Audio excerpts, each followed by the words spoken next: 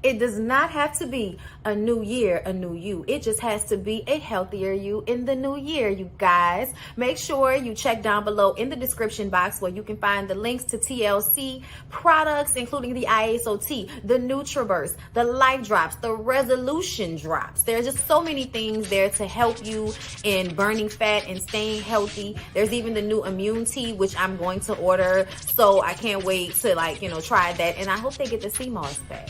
But I do love the sea moss from Mint and Ocean. I'm sorry, it's supposed to be a commercial. Yes, okay? Get those TLC products from me, and do not forget that my biggest life change has been through Kiara LASHAE, Team LASHAE, ifyoucanmove.com. You guys get cute little outfits from Peja and Amari. You also check out Just Move supplements because she is helping us with the energy, okay? This is the energy supplement. Love it, okay? Just got my protein. Gonna get me some after I work out. So yeah, y'all, down below in the description box, support. So you guys are always asking me where I get my glasses from. So I thought I would finally give y'all a real little ad, okay? Firmoo, I can't see, bitch. Okay, I'm just playing. I'm just joking. These are my new Firmoo glasses here. Super cute, right? They are prescription because I'm like totally blind. And I got these matte ones that I think are really dope. And I felt like they would go good with the fact that I no longer have hair. You know what I'm saying? But either way, you guys can use my link and give me credit. And get you some glasses from Firmoo. Come on in. Sorry, y'all. Y'all know I'm weird. Whatever. Hey everybody, what's up? It's your girl Bondy Blue. So let's go ahead. Hey everybody, what's up? It's your girl Bondy Blue. Okay, follow me on Instagram and let's get into the video. Right?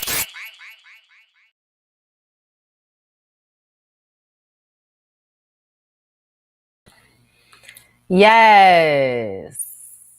What's up, y'all? We're back for Iyanla. Fix My Life. How y'all doing out there today? All right. This is the final and last episode of Iyanla Van Sant. Fix My Life. Y'all, I'm sad. I have to tell you the truth. I'm a tad bit sad. I'm a tad bit beside myself. The old girl has decided to hang up her Fix My Life shoes, will you? Okay, for lack of a better term in this moment. But either way, I'm going to give you guys a little bit more of a moment to come into the room. Okay. And then we're going to get into Iyanla Fix My Life. Oh, yes, we will. I also have a Bondy Blue show coming up right after this. We're going to be talking about a few things. We're going to talk about more on Joe Budden, more on Bill Gates, Chrissy Teigen. Okay, more on her. A little old school tea with Martin Lawrence. We'll discuss that. And also we have some Love and Hip Hop ATL tea, I guess. You know what I'm saying? Person be on the show and then all of a sudden they got tea. Okay, because in general, the Joe Budden actually kind of has a Love and Hip Hop tea twist to it as well. Okay, but is everybody hearing me? I know y'all can't see me, but I want to see, can y'all hear me? Okay, before I get into it. Just want to make sure. This episode was very stressful. I didn't even want to watch it Sunday. I didn't want to watch it because I was like, oh my God, heavy, you're so heavy on me. That's what it felt like. Child, Iyanla in these boots. But let's go ahead. I'm waiting on y'all to tell me y'all can hear me. Oh, you can hear me. Thank you. And I'm about to come on camera in a minute. I'm actually trying to find a damn glasses wipe. For dear God, y'all, in my life. Somebody's going to be upset. They're going to complain. They're going to be like, you weren't prepared as soon as you came on. Get in and get out, bitch. That's what they tell me. That's how they feel about me. They want me to get in and get out. But anyway, let's get to it. Shall we? Okay, listen. All right, hope everybody's doing well. Let's go ahead and get into my notes for Iyanla Fix My Life, okay? So, This episode is about something that I'm sure a lot of African American people can understand, have dealt with, had issue with, or just in some general way plagued their existence. And that is the prison pipeline. From the schools to the prison is how they've set it up for the young Black folks. Oh, yes, it is slavery, but not really. Okay. They put you in jail, which is owned by a corporation, and that corporation pays you pennies. Okay. Pennies, dimes, nickels. And I do mean that literally, like 23 cents an hour or some shit like that, so that you can make them richer. And it wouldn't even seem like a scheme that that Todd had set up if it wasn't for the fact that it starts out at a very young age with most Black people. So, for instance, we were just watching DMX's Uncensored. And in the Uncensored, he talked about how it pretty much started in kindergarten for him. You know what I'm saying? He gets kicked out of school. Dad is not around, whatever issues you may be having, but you get into a fight, you get into an altercation because you're being bullied in school, you get suspended, you get kicked out, and then that follows you over and over again from kindergarten to preschool. You know, for DMX, it was kindergarten, but I thought it was crazy that I had just finished watching Iyanla talk about this very thing, which is from kindergarten to prison. Because as soon as your child starts to exhibit any type of issues in school, then all of a sudden they have to have those issues happen more often. You know, you're getting suspended even in later years. And then once you realize you're the bad guy at school, nobody wants to go there. It's boring. It's not fun. You're teaching me shit I don't care about. And then on top of that, I'm the bad guy every time I'm in this bitch. Why would I come?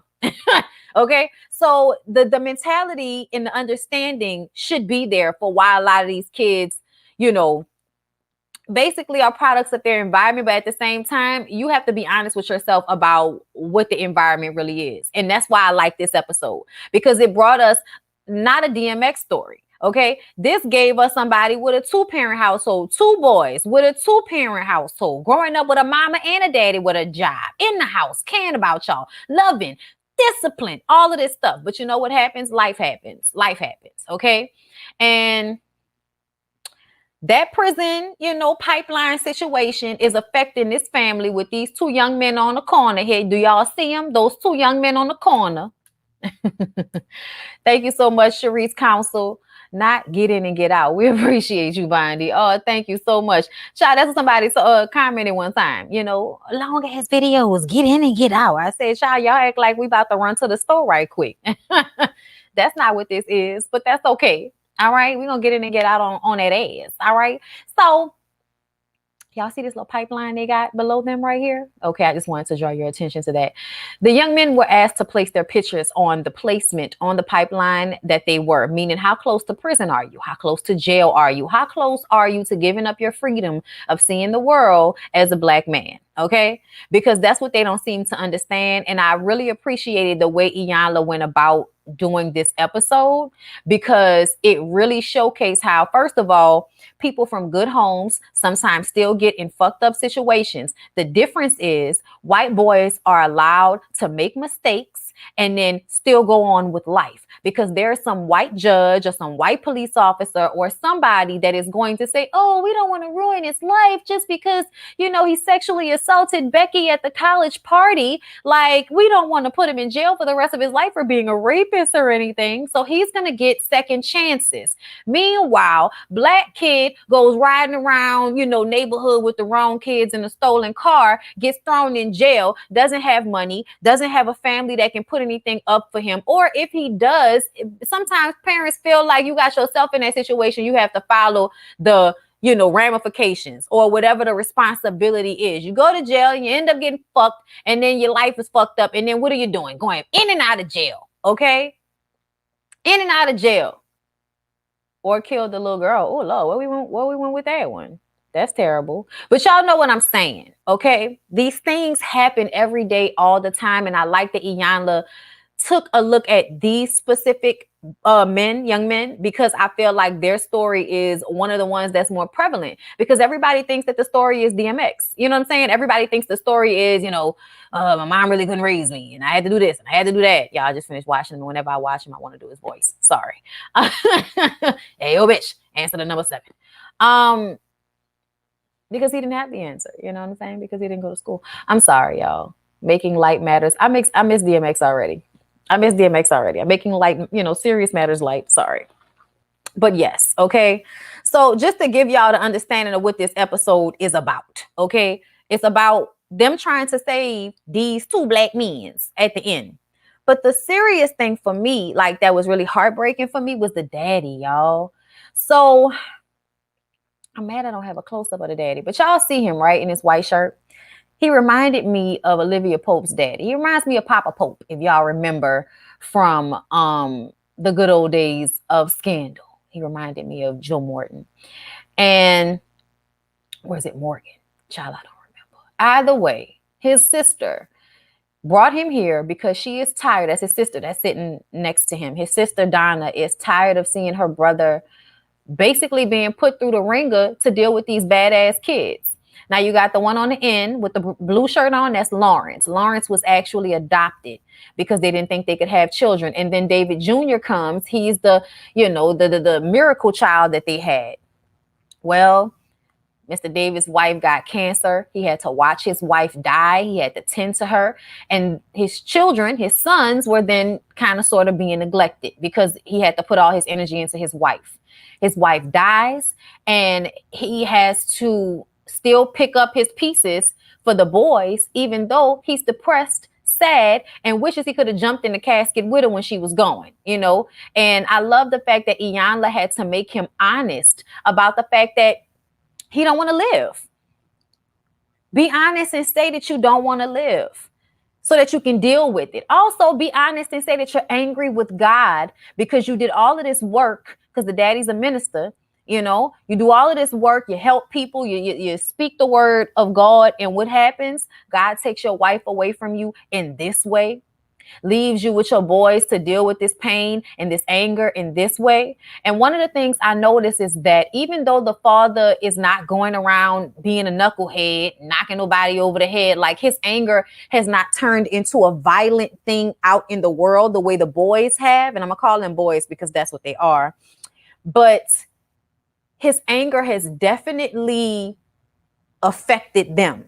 You know what I'm saying? I think it's so funny how people feel like the only time, you make a bad impression on your kids is when you're actually out here making wrong decisions or, just being crazy with your life, when really a lot of the times us not dealing with our own grief will cause anger in us, and it'll cause anger in our kids. And our kids are fucking angry out here in the world and responding to things as angry young people, and they're black. So they can't do that. They can't be angry young black people that are just trying to figure it out, that are going through the ups and downs of life and trying to get over their mom passing away and being out in the world just trying to have fun and getting in trouble with the wrong crowd.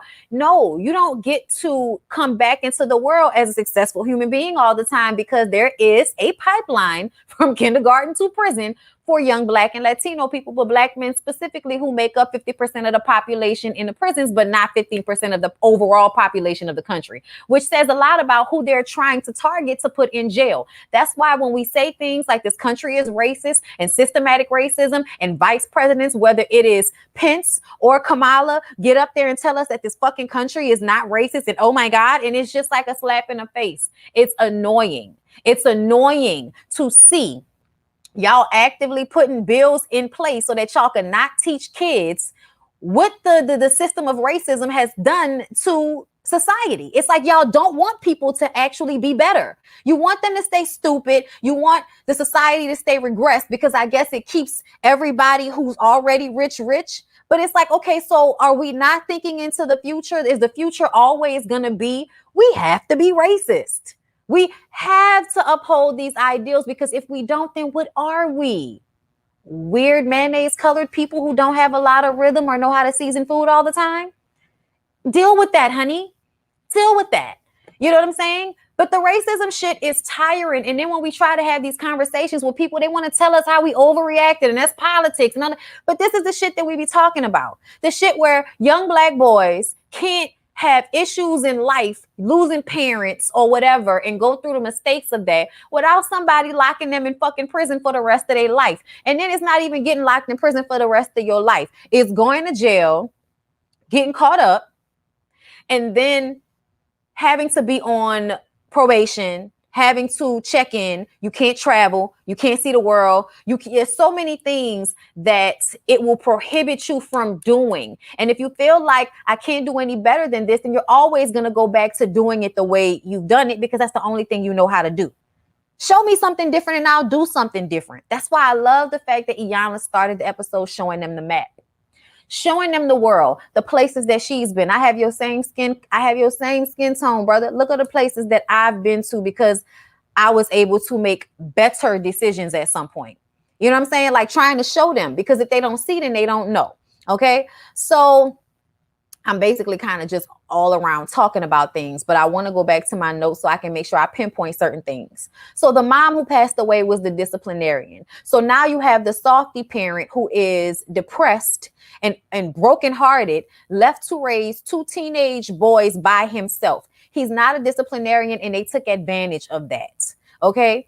Iyanla also explained that she has a 26-year-old grandson in jail right now that she had to raise. Okay. So the fact that he's in jail right now, he didn't kill anybody. He wasn't selling any drugs. He's in jail because he probably was being stupid and ended up getting caught up in this system, which makes it hard for you to get out. We've seen it with Meek Mill. Meek Mill went to jail, all them years ago, and was on probation for a fucking decade, popped the wheelie on the wrong road during the video shoot, and now I gotta go back to jail for this shit?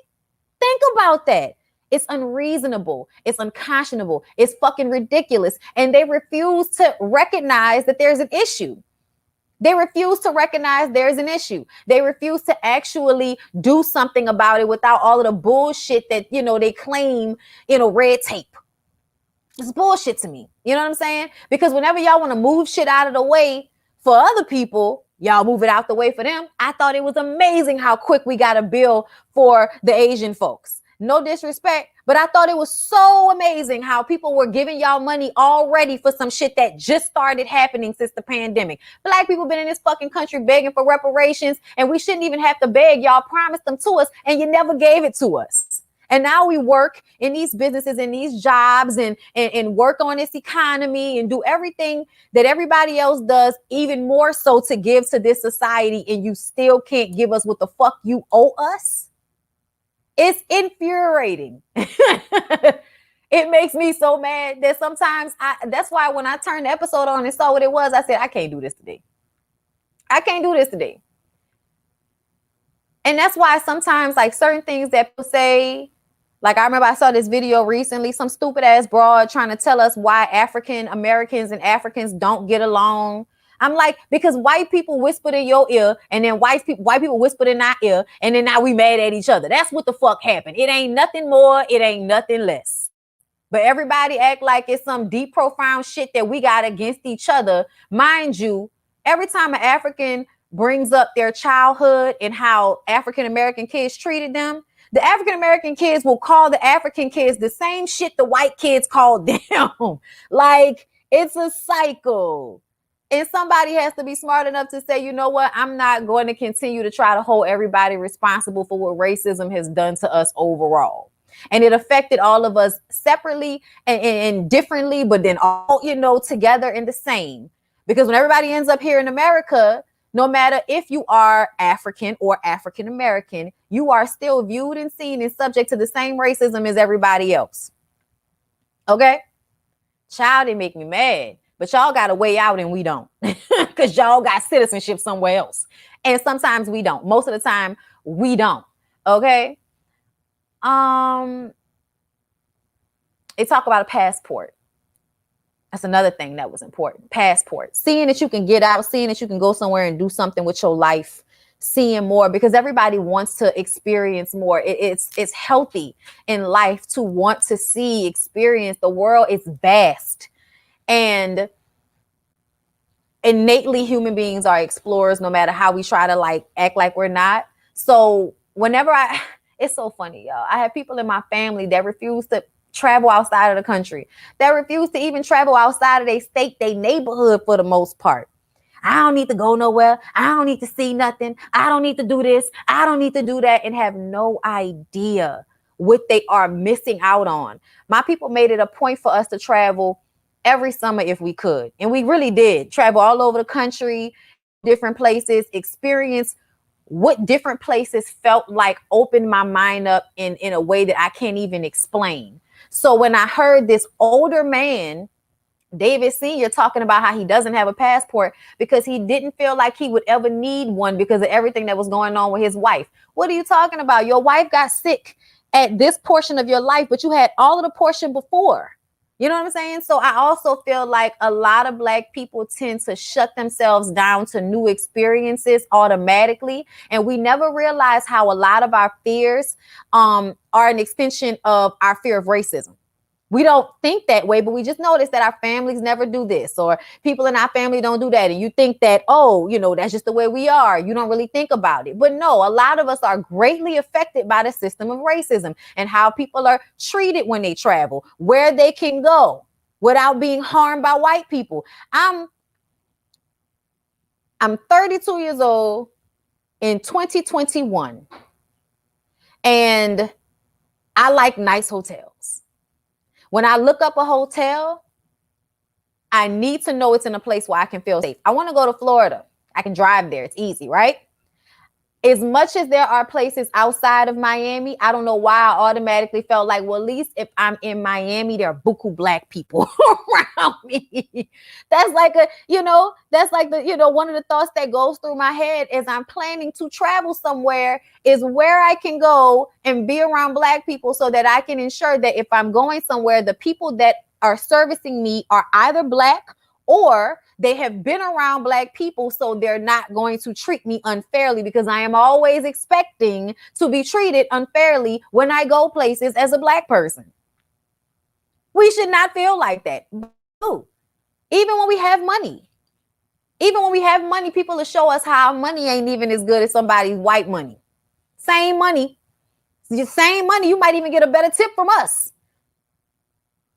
Child, I remember somebody was online. I hate to veer away, y'all, but I was online. Somebody talking about Black people don't support other Black businesses, and Black people, they don't do. I was just like, I don't know who the fuck this person is in the comment, but I stopped talking to them because I don't argue with people on social media, especially not like that, not in the comments and people I don't know. At the end of the day, my mom had a successful and still has a successful business for all of my life.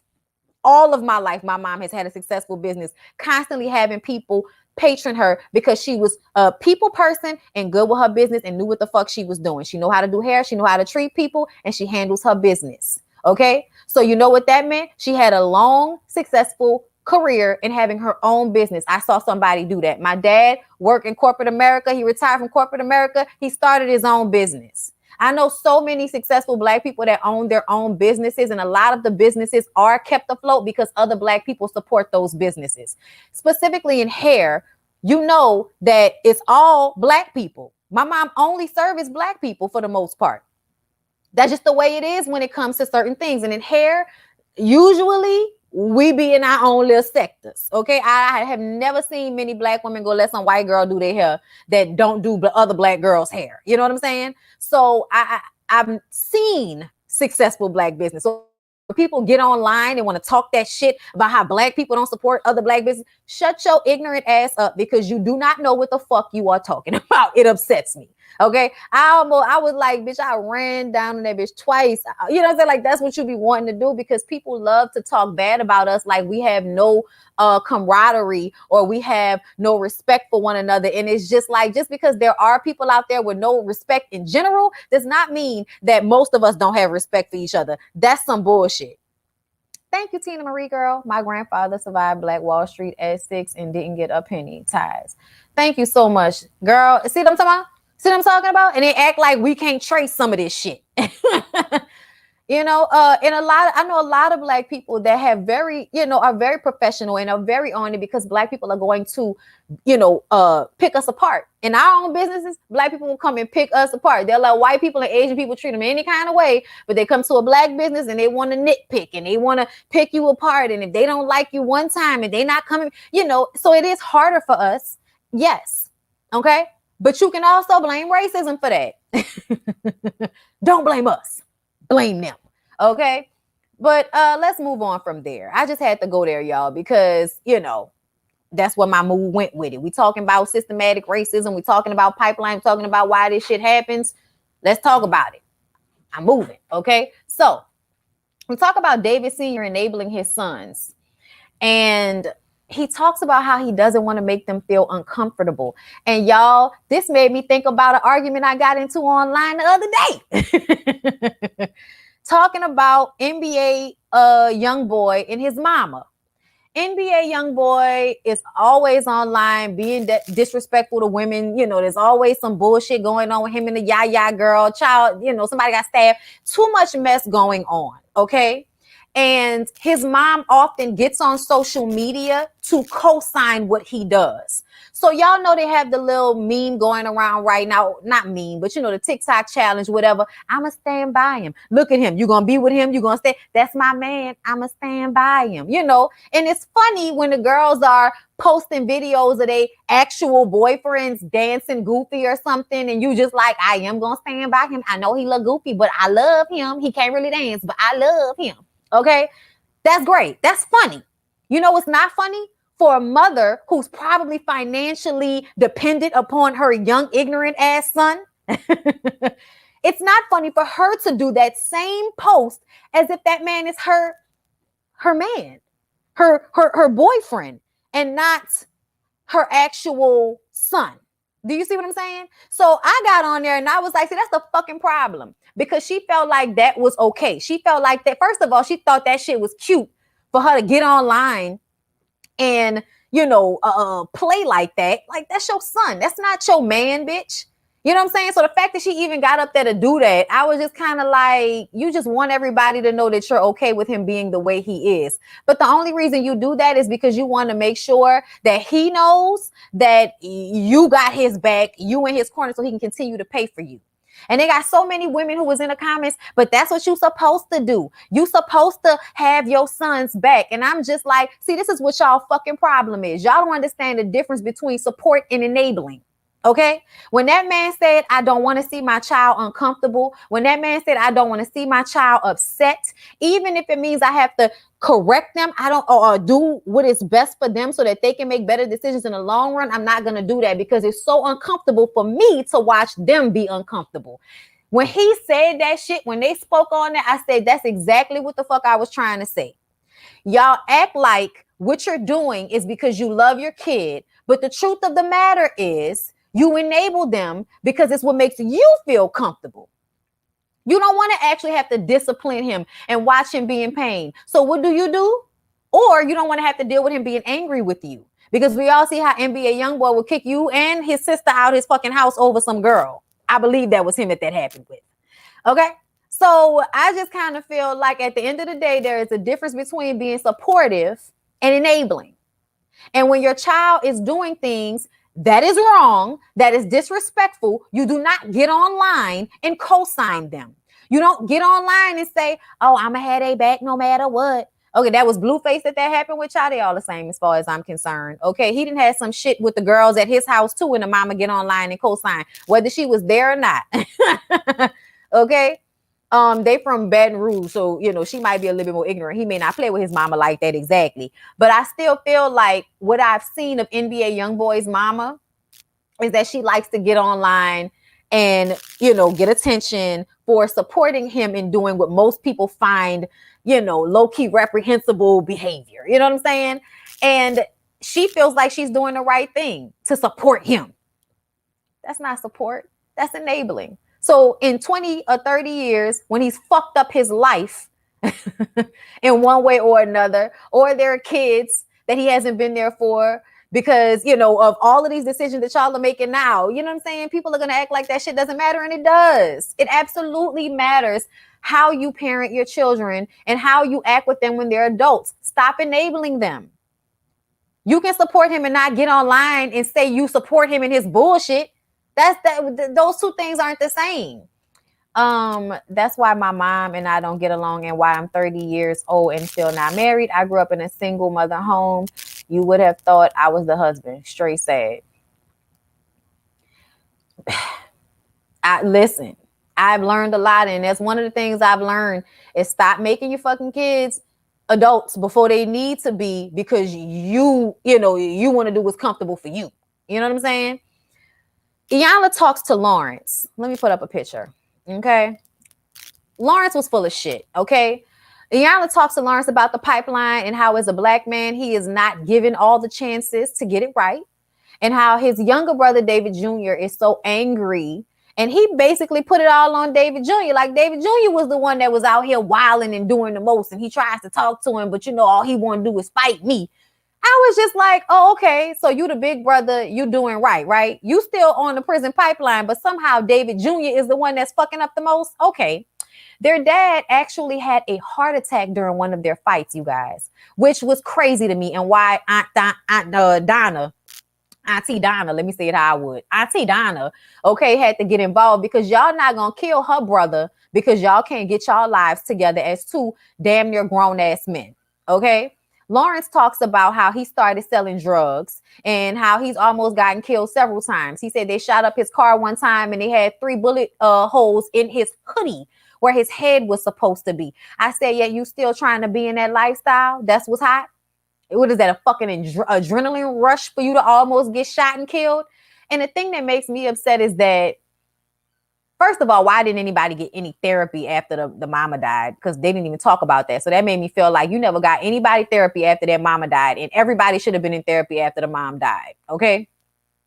But it just puts me in a mindset of you must want to die. You must want to die yourself if this is the life you are choosing to live.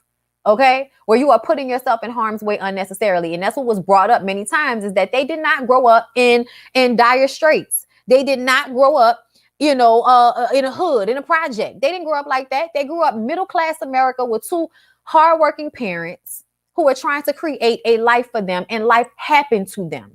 And it's unfortunate, but Iyanla is trying to get them to understand, as Black people, we don't really have the conveniences of white people's skin, which allows them to make mistakes in life and then still come back from that, bounce back from that. You know, we've seen how judges handle things differently, where somebody white or somebody Black, same crime. That happens all the time. You know what I'm saying? So you have to really impress upon them that they think the shit is funny. They think the shit is sweet, that they can get out here and make these careless decisions with their lives and get away with it. Okay, so let's say you want to die, you don't die, you end up in jail.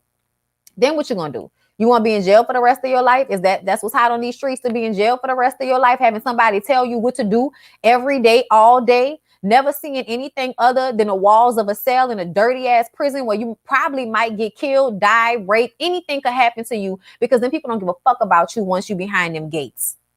Once you in there, you in there, and ain't nothing that your family can really do once you didn't put yourself in these situations. So what you gonna do? You either gonna make a decision for your life to be better, to have more, or you gonna get yourself put in jail or dead like everybody else. And it's so aggravating because we keep making fucking movies, Boys in the Hood, and music, and we show y'all and you see what happened to people, and you still go and get yourself involved in shit that you don't have to. I get myself so upset about people like them, because you don't have to.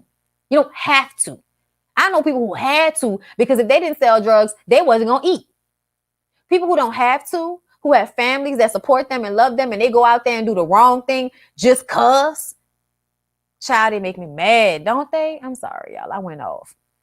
But anyway, they had Steve there too. Okay, Steve was there to help, because y'all know Iyanla always feels like men need to have men's talk. You know, I do feel like at some point there are certain things that are clearer when expressed by someone who has the same gender identity as you. Okay, so Steve talks to Lawrence and tells him how stupid is a disease. And I think he said that because he realized how stupid Lawrence seemed. He wanted to be in civil service when he was growing up. He wanted to be a police officer or a fireman. I said, oh, so you wanted to do that, and you put yourself in this situation where you closer to going to jail than you really want to admit if people shooting up your car. What you out here doing like that if somebody's shooting up your car? Yeah, I'm telling y'all, people don't just get their cars shot up like that. You into some shit if your car got shot up like that, son. Like, they made me mad, okay? Because they were given homework Lawrence was given homework to find out where he can take the exam for civil service if that's what you really want to do. Get a study guide. Figure out what you're going to do with your life instead of making bad decisions just for the fun of it. Okay? Then we get to David Jr., y'all. David Jr., I thought I was going to be more mad at David Jr. than I actually was. David Jr. made me want to hug him. Like, stop being stupid before it's too late with your smart ass. David Jr. comes in and they look at the map and they talk about the pipeline. He thinks it's funny. Okay. But when Iyanla told him he was disrespecting his mother's memory, everybody kind of, understand it a little bit more. And Iyanla also plays the role of the disciplinarian as a mother, which is what they were used to. So she was trying to put herself in the mother's shoes for them so that she could get the appropriate response from them, because it's obvious that that's what they've been lacking since she passed away, a disciplinary mother figure. Okay. So she spanked him on the butt when he got out, love tap. One nothing too serious. But I was just kind of like, Iyanla, you still whipping people, girl? I don't believe you. She explains to him that he is a target. And then Steve joins and he tells him to be real about how close he is to jail. And he puts himself closer. His brother wasn't never real enough to put himself closer. Nigga, you older than your 17-year-old brother. How he closer to jail than you? That don't even make sense. David Jr.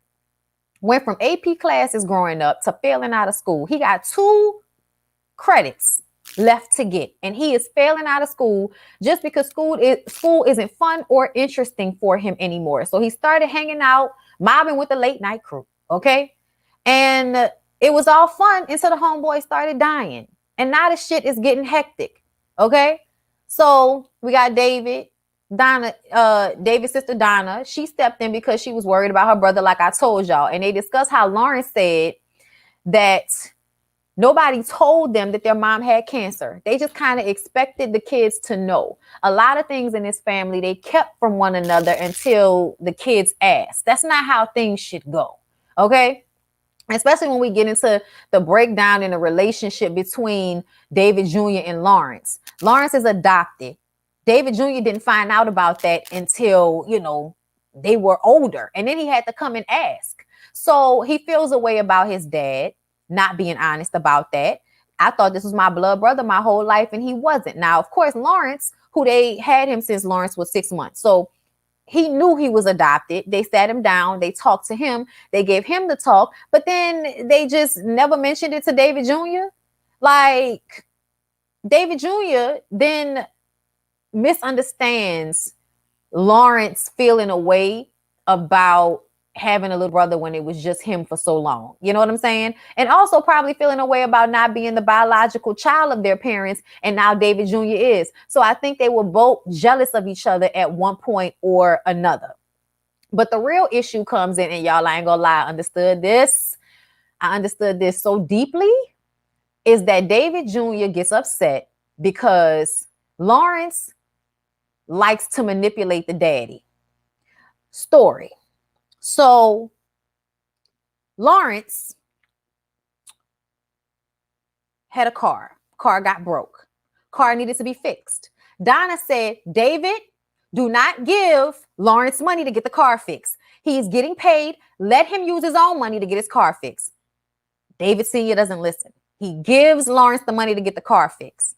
The next day, Lawrence totals the fucking car, gets insurance money from totaling the car, and does not give his father back the money that he took from his utilities to give to Lawrence to pay the bill.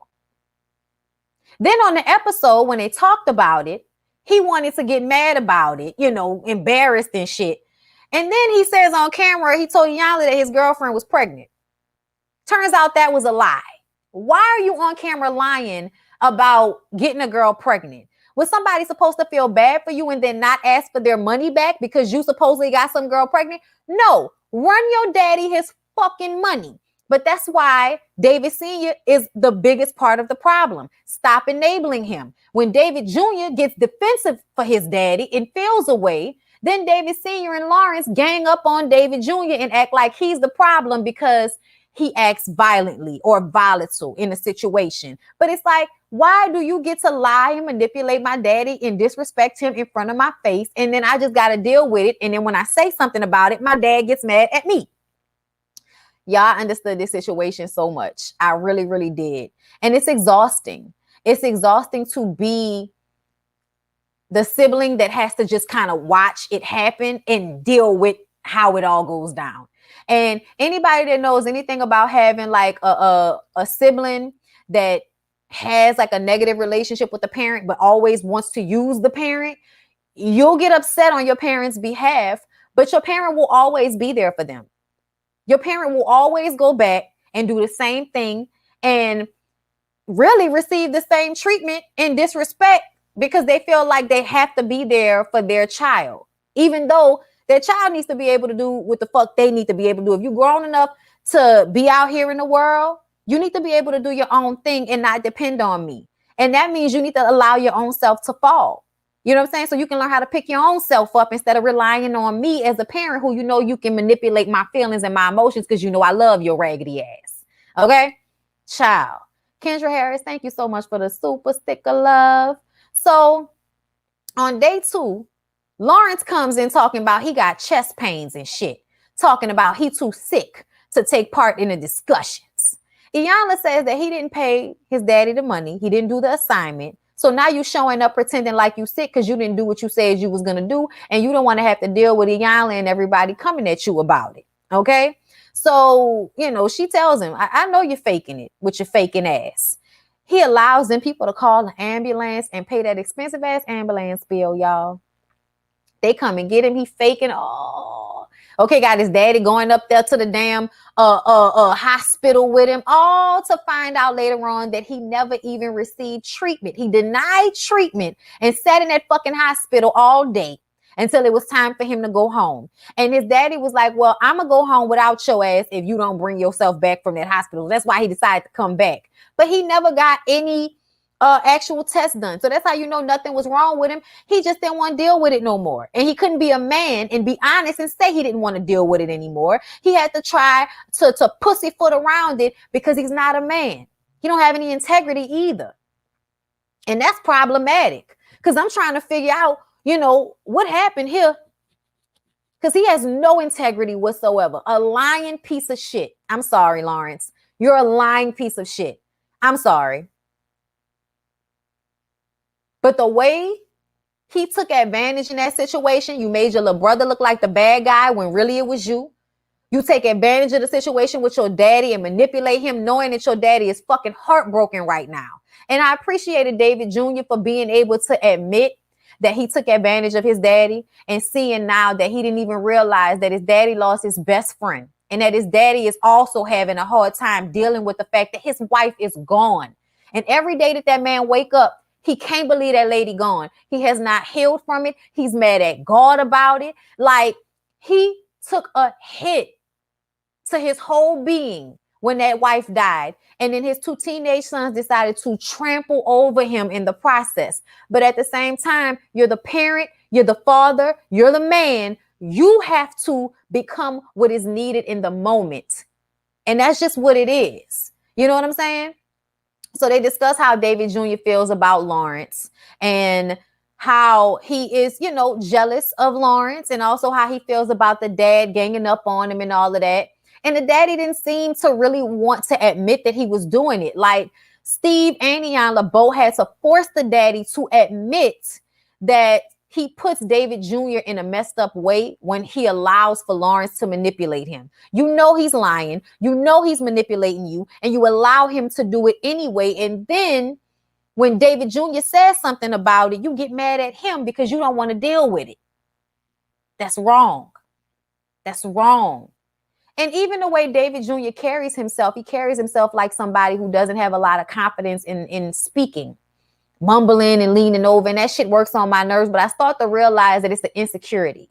It's the insecurity. You a teacher, you know, and a pastor and all of that, and your son doesn't seem to really know how to adequately articulate himself. It's because you have made him feel like anything he has to say doesn't matter. And David Jr. kind of expressed that as soon as he sat down there because he didn't want to be a teacher or a pastor because he wanted to do something different with his life. His feelings and thoughts weren't necessarily respected. Even his aunt comes at him with the negative first. His daddy comes at him with the negative first before they see the positive in any situation. But the truth of the matter is, I feel like David Jr. is savable. And from the you know, the update, they said David Jr. seems to, you know, have gotten his situation with school together. He apologized to his teacher. He did his homework. Okay. He did his homework and to me put forth the effort that showed he did not want to be in jail eventually and lose out on the opportunity at having a good life. Y'all, I've seen how young, successful black men can sometimes live their lives. Young, successful black men have good lives. I don't know if y'all know, but I know a lot of young black men that then went to school and, you know, even if it took them a while to figure out exactly what they wanted to do, they went to school, they had good jobs, they did what they were supposed to do, they was responsible, and they travel, they have nice cars, they have nice houses. Even if they don't have a woman, their lives are comfortable and they can travel the world and do what they want to do, you know, because they don't have to worry about being sex trafficked like women do. I was just saying, like, nigga, the homeboys that be out here traveling all over the world by themselves. Women can never do that because we have to worry about somebody trying to sell us for the highest bidder. Okay, it is exhausting. But yeah, David Jr. seems to have really taken that step. And Lawrence was lying about his girlfriend being pregnant. Lawrence is trying to be closer to his family, but I also feel like it's a part of the manipulation. It's a part of the manipulation. And I would have to see more because the way he acted on the show really pissed me off. And that disregard for his father and not giving him that money back when you had it. It'd be different if you didn't have the money. You had the money and you still didn't give it back to your daddy when he put himself in a bad spot to give you that money. Like, I don't like that shit, y'all. That bothers me so much. It bothers me because I can't stand when people take advantage of their parents' love for them and their parents trying to do the best they can. And don't get me wrong, there are definitely times when we can go back to a parent and be like, when you did this, that's why this child is fucked up like this now. We can definitely do that.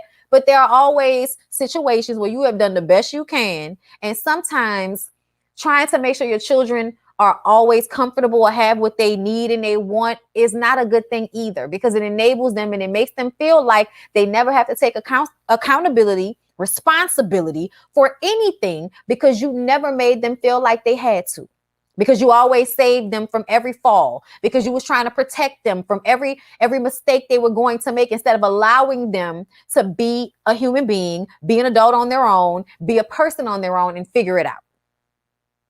And see that, because people always will talk about how black people always like throwing their kids out in the street and shit. And it's like, it's not that I feel like we should be throwing our kids out in the street at 18 just because they're 18. But I also do agree with, you cannot live in my house and do nothing.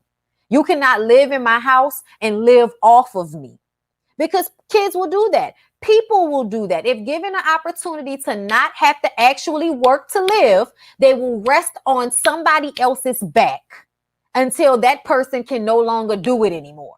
And that's not fair and that's not right. And like Iyanla said, I don't think any of us black folk live in a system or a life where we can truly and really, you know, rest on our laurels like that. You can, but don't expect to have that great of a life either. Just saying. We have to go get it. We have to. It ain't easy for us. You know what I'm saying? It's really not. It's not easy for anybody, but it's really not easy when you show up with the brown skin. When you show up with the melanin, they be mad. You know, it's an issue. It's a problem for everybody. But anyway, that's it. That's all I got to say, y'all. I feel like I took this conversation from here and I took it to there. And I feel like I was staying on point, on cue. I hope there wasn't too many distractions for everybody during the video, you know. But yeah, y'all, I gotta come right back at 3:15, I think, for the Bondi Blue show. Okay, so I want to make sure that y'all are there for that. Please don't forget to like, comment. Thank you so much, Saki, for coming through to moderate. Let me read some of these comments before I go. Yeah, but Senior didn't impress upon Lawrence that there would be consequences for not paying him back. He keeps loaning, giving him money. Right, I wouldn't give him shit. And see, that's the thing. That's why you just give and support people with abandon, because they will take advantage and then they'll never really do it for themselves. Is that what you want? You want to raise a man that can't make his own money, that has to depend on somebody else, that have to put his hand out to his daddy every time he needs something? It's one thing to be young and still going through growing pains. It's a whole nother thing to not be making the right decisions and asking me for shit. You know what I'm saying? For instance, I was in college, straight out of school. My daddy kind of cut shit off, right? You know what I'm saying? He'll throw you a little something. You couldn't ask him for no more than $25. Okay. If you want more money, guess what you're going to have to do? You're going to have to go get yourself a job. I got myself a job. Okay. The job is how I was able to get them to buy me the car. Okay. I go home. They bought me a used Camry. I loved it. Okay. I ended up wrecking it. Wasn't really my fault. I got hit by an 18-wheeler when we was driving back from Atlanta. I've never got in another accident again since then because I am such a defensive driver because that happened to me that time. Me and my girlfriend was in a car. Like, I remember holding on to her for dear life as we're spinning and spinning and spinning after getting hit by this fucking 18-wheeler. But anyway,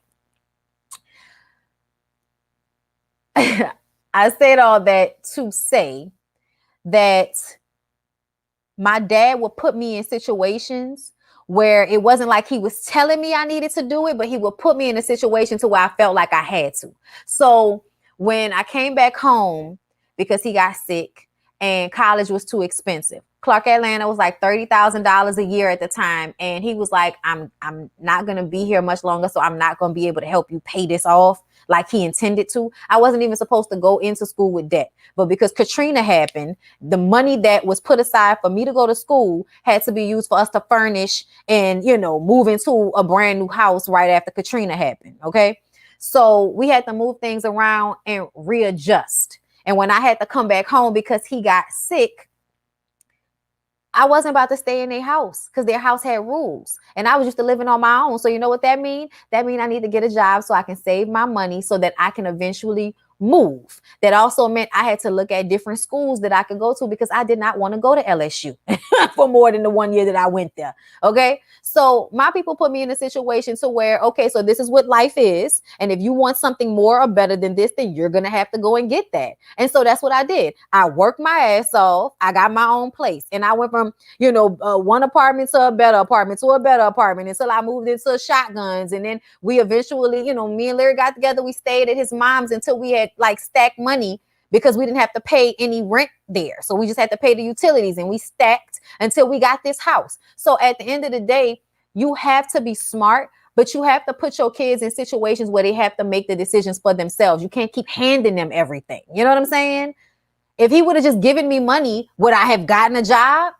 You know what I'm saying? Like, if he would have just given me the car, would I have valued it as much as I did? You know what I'm saying? So I just kind of feel like there's a way to parent in a way that you are not constantly giving to your children, but you're still supporting them.